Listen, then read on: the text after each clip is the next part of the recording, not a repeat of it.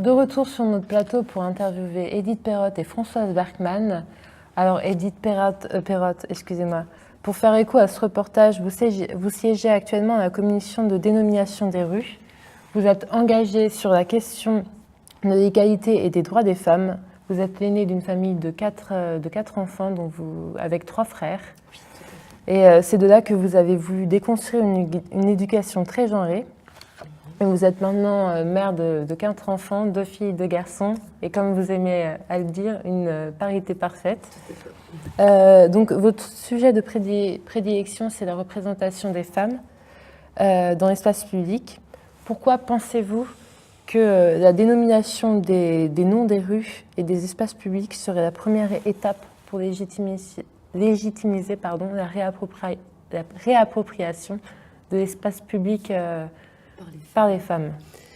Alors il faut savoir qu'aujourd'hui en France, à peu près 80% de la dénomination des dénominations des rues et des espaces publics sont masculines. Donc les noms qui portent des noms de rues ou d'espaces publics qui portent le nom d'un personnage, d'une personnalité célèbre, connue.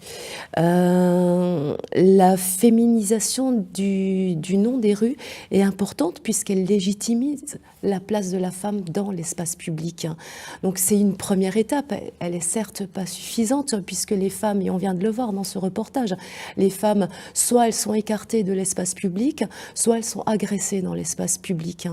Mais effectivement, le fait de reconnaître que la femme a un rôle dans la société, un rôle important, suffisamment important qu'on peut trouver des femmes qui ont marqué l'histoire, qui ont marqué une époque, en leur attribuant un nom de rue ou un nom d'espace public, voire un nom d'école, c'est quelque chose de très très important.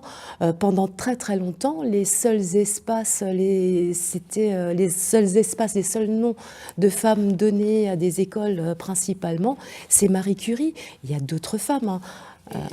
Excusez-moi de vous couper, mais comment ça se fait que autant de places publiques, de rues soient nommées après des noms d'hommes finalement? Pourquoi c'est autant masculinisé?